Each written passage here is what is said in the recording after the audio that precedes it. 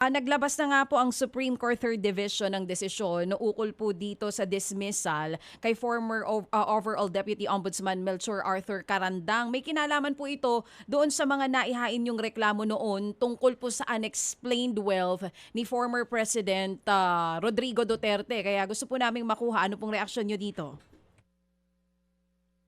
Well, natutuwa tayo na finally ay na-correct yung maling ginawa ni Duterte nung panahon na yon.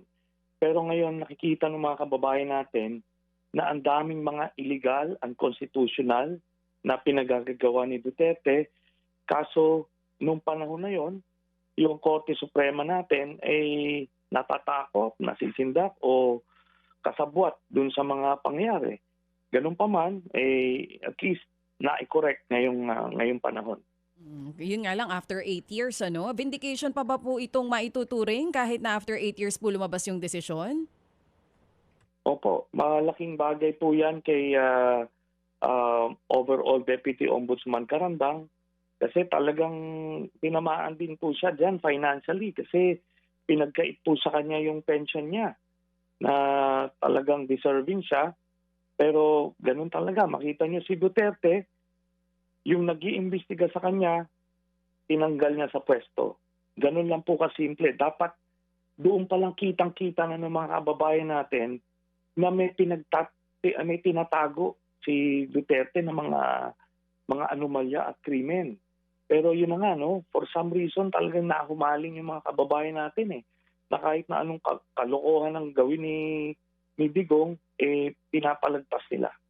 Balikan lang po natin kasi nga ito pong Supreme Court decision may kaugnayan doon po sa naging reklamo nyo noon. Refresh lang natin yung mga nakikinig at nanonood po sa atin ngayon. Ano po ulit yung inihain yung reklamo noon, sir? Nag-file po ako ng plunder case laban kay Digong noong 2016. Bunga nga ng mga bank accounts na discover ko at naibigay sa akin. So yan, nakita natin bilyon-bilyon yung mga pumasok sa kanya.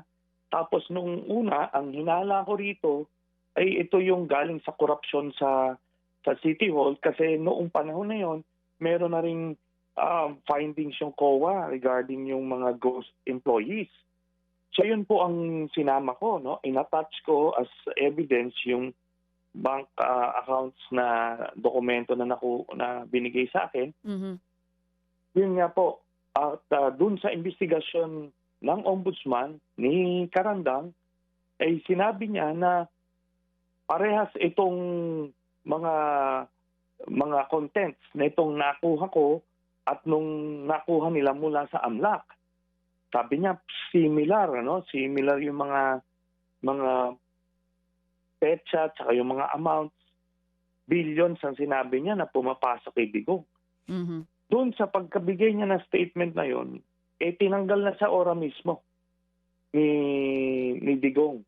Kasi nga, natutumbok na yung kalokohan niya. Kaya yun po ang background ng storya na yan. Mga kapatid, patuloy po kayong tumutok sa 105.9 True FM para sa totoong balita, impormasyon, music and entertainment. Mag-subscribe sa aming YouTube channel at podcast at sundan nyo kami sa Facebook, Instagram, X at TikTok sa True Network PH. Bisitahin din po ang aming official website, truefm.ph. At panoorin din kami sa True TV Signal, Channel 19. Kami po ang 105.9 True FM. Laging true sa'yo, kapatid.